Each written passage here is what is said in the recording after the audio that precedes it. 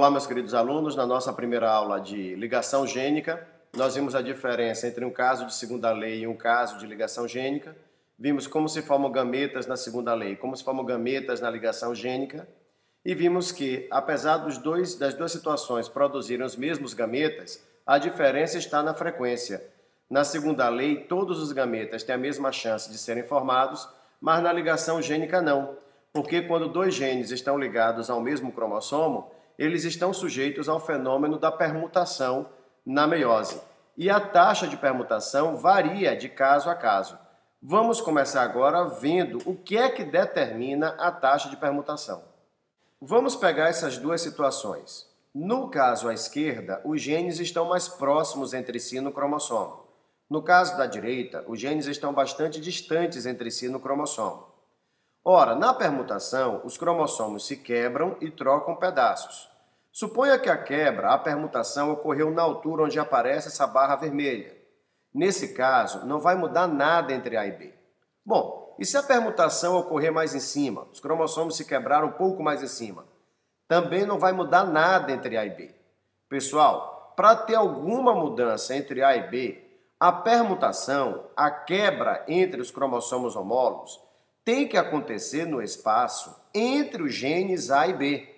Agora sim vai ter algum efeito, porque veja, como uma permutação foi entre os genes A e B, o pedaço carregando o gene Azinho vai para a esquerda e o pedaço do cromossomo com Azão vai para a direita. Agora sim criou-se uma nova combinação de genes. O cromossomo da esquerda carregará a combinação Azinho-Bezão e o da direita carregará a combinação Azão-Bezinho, o que gerará os gametas recombinantes que nós vimos na aula passada. Então perceba que para a permutação ter um efeito entre os genes, ela tem que acontecer justamente no espaço entre eles. Como nesse caso o espaço entre A e B é pequeno, haverá uma baixa taxa de recombinação.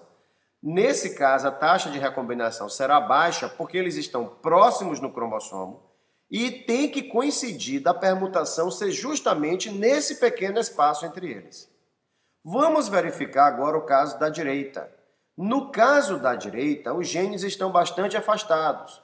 Então, se a permutação ocorrer nesse ponto, ou nesse, afetará os genes A e B, porque ela está acontecendo entre eles. Ora, então olha o que vai acontecer. Nesse caso, também criará uma nova combinação de genes. O cromossomo da esquerda vai carregar Azinho-Bezão e o da direita Azão-Bezinho. Só que como os genes estão bastante afastados do cromossomo, a chance de haver uma recombinação é maior, porque é um amplo espaço onde a permutação pode acontecer afetando A e B. Então, nesse caso, haverá uma alta taxa de recombinação. Podemos, portanto, concluir que, quanto maior for a distância entre os genes no cromossomo, maior será a taxa de recombinação. Tudo bem. Se os genes estão próximos no cromossomo, a taxa de permutação será baixa. Se eles estão distantes do cromossomo, a taxa de permutação será alta. Tá certo. Agora vamos pensar no seguinte. À medida que aproximamos os genes do cromossomo, a taxa de permutação cai. Logo, podemos concluir que, se eles estiverem muito próximos, a taxa de permutação pode ser zero. E nesse caso, nós diremos que os genes estão em ligação completa. Entenda? Se dois genes estiverem muito próximos no cromossomo, sua taxa de permutação será zero. E aí nós diremos que eles estão em ligação completa. Nesse caso, não haverá formação de gametas recombinantes. Só haverá formação de gametas parentais. Vamos pensar agora no contrário. E se os genes estiverem bem afastados no cromossomo? Nesse caso, a taxa de permutação pode ser máxima. Vimos na aula passada que a maior taxa de permutação possível é de 50%. Bem, se os genes estiverem bem afastados, a ponto da taxa ser de 50%, significa que a chance de gametas parentais serem formados será igual à chance dos gametas recombinantes. Ou seja, todos os gametas terão a mesma chance de serem formados e os genes se comportarão como prevê a segunda lei de Mendel. Pessoal, na parte 1, na aula 1 de ligação gênica, eu disse para vocês que tanto a segunda lei como a ligação gênica pode produzir os mesmos gametas. A diferença está nas frequências. Acontece que, se dois genes estiverem no mesmo cromossomo, a uma distância tal que a taxa de permutação seja 50%, apesar de estarem no mesmo cromossomo, eles se comportarão como na segunda lei, porque a probabilidade de formar todos os gametas será a mesma. Bom, vamos fazer uns exercícios agora, mas antes eu quero lhe dar uma última informação. Observe essa situação.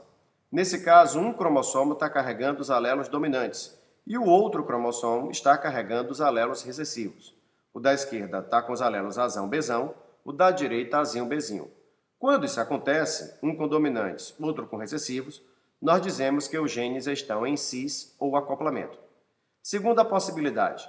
Agora eu tenho um cromossomo carregando um alelo dominante e outro recessivo, e o cromossomo da direita carregando o recessivo e um dominante. Nesse caso, está embaralhado. Dominante recessivo, recessivo dominante. Então, nós diremos que os genes estão em trans ou repulsão. Vamos a um exercício. Os genes A e B não são alelos, encontram-se no mesmo cromossomo e a taxa de recombinação entre eles é de 10%.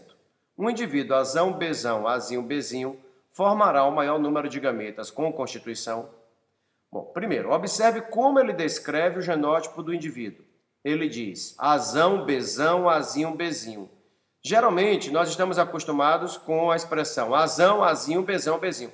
Quando escreve desse jeito, é porque ele está nos informando que um cromossomo carrega Azão-Bzão e o outro cromossomo carrega Azinho-Bzinho.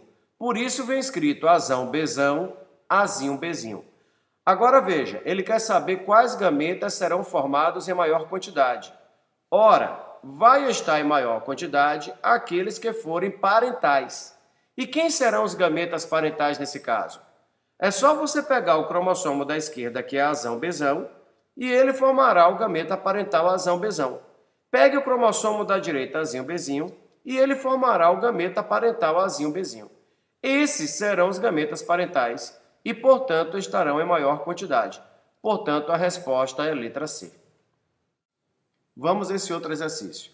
Dois pares de genes Rzão, Rzinho e Vzão, Vzinho estão representados na figura em que se destaca a situação desses genes em cromossomos homólogos. Pessoal, o que chama atenção na figura é que são formados apenas 2 gametas e não 4. Se são formados apenas 2 gametas, significa que não houve recombinação.